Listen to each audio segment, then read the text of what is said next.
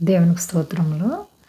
దేవుని బిడ్డలారా, ప్రభువైన క్రీస్తు వారి యొక్క ఉన్నత నామములో అందరికీ క్షేమము శుభములు కలుగునుగాక. నజరేయుడైన యేసు ప్రతి బిడ్డను ఆశీర్వదించునుగాక. అందరూ క్షేమంగా ఉన్నారండి. ఈరోజు దేవుని వాగ్దానం యెహోషువ గ్రంథము 1వ అధ్యాయము 9వ వచనం. నిబ్బరము కలిగి ధైర్యముగా నుండుము, దిగులు పడుకుము, జడియకుము. నీవు నడుచి మార్గములన్నిటిలో నీ దేవుడైన యెహోవా నీకు తోడయుండును. దేవునికి స్తోత్రం. హల్లెలూయా. ఎంత గొప్ప దేవుని వాగ్దానాన్ని మనము మనస్సులో దాచుకోవాలి. ఎంత గొప్ప దేవుడు చూడండి. మోషే కాలంలో దేవుడు మోషేని కాపాడినట్లుగా యెహోషువను కూడా నేను కాపాడుతాను అంటున్నారు. నువ్వు నిబ్బరము కలిగి ధైర్యంగా ఉండు. ఇశ్రాయేలు ప్రజలను నేను ఏ విధంగా కనాను దేశానికి నడిపించగలనని నీవు భయపడకు, దిగులు పడకు, చింతపడకు. నేను నీకు తోడుగా ఉంటానంటున్నారు దేవుడు. ఏండి, ఎంతటి బలహీనులమైనా సరే దేవుని తోడు మనకుంటే బలవంతులమే. దేవునికి స్తోత్రం. హల్లెలూయా. నిజంగా యెహోషువ దేవునికి ఎంత విధేయుడు. మోషే యొక్క పరిచారకుడిగా ఉండి మోషే అడుగు జాడల్లో నడుచుకుని దైవ శక్తిని పొందుకున్నటువంటి వ్యక్తి యెహోషువ. కాబట్టి నీవు నిబ్బరము కలిగి ధైర్యముగా ఉండుము, భయపడకము, జడియకము, జంకకు.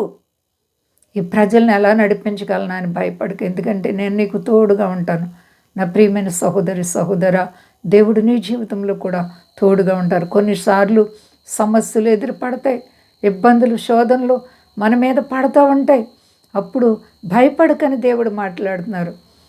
జడియకు, నిబ్బరము కలిగి ధైర్యముగా ఉండమంటున్నారు ఆయన నిన్ను. నీవు అన్ని విషయాల్లో దేవాది దేవునిపై ఆధారపడి ఉన్నావా? నీ భక్తిని నీవు కాపాడుకుంటున్నావా? దేవునిపై నువ్వు ఆధారపడితే దేవుడు నిన్ను సిగ్గుపడనివ్వరు. నేటి కాలంలో మనము లోకం వైపు చూడక ప్రభువైన క్రీస్తు వారి వైపు చూస్తే యెహోషువకు దేవుడిచ్చిన వాగ్దానం నీ బ్రతుకులు కూడా ప్రభువారు చేయగలరు. కాబట్టి నువ్వు నమ్ముచున్నావా? చెడుతనాన్ని విడిచిపెట్టి పాపం చేయకుండా పవిత్ర హృదయాన్ని కలిగి నువ్వు జీవిస్తే నీ శోధనలన్నీ తొలగిపోతాయి, నీ ఇబ్బందులన్నీ తొలగిపోతాయి, నీ ఇరుకులన్నీ కూడా పారిపోతాయి, నీ వ్యాధి బాధల నుండి విడుదల పొందుతావు. ఆత్మీయంగా స్థిరపడు బిడ్డ. నీకున్న రుణాల, సమస్యల, కష్టాల అన్నిటిలో నీ చేయి పట్టుకుని నడిపించే దేవుడు. భయపడకండి. అంతా క్షేమంగా ఉన్నారా? ప్రార్థించుకుందాం. ప్రేమ నమ్మకమైన మా తండ్రి, ఎంత గొప్ప దేవుడు ప్రభువా. నీవు ఇచ్చిన గొప్ప వాగ్దానాన్ని బట్టి నీకు స్తోత్రాలు దేవా.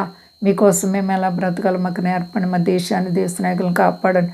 మా దేశ ప్రజలందరినీ రక్షించండి. మీ దాసులను కాపాడండి. సర్వ ప్రపంచాన్ని చల్లగా కాపాడండి రాజా. నీకు వందనాలు తండ్రి.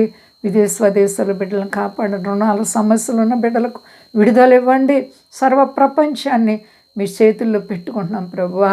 సంతోషకరమైనటువంటి నెమ్మది ప్రతి ఒక్కరికి దయచే మహిమ పొంది శక్తి గలేసైనామని అడుగుతున్నాను తండ్రి. ఆమేన్.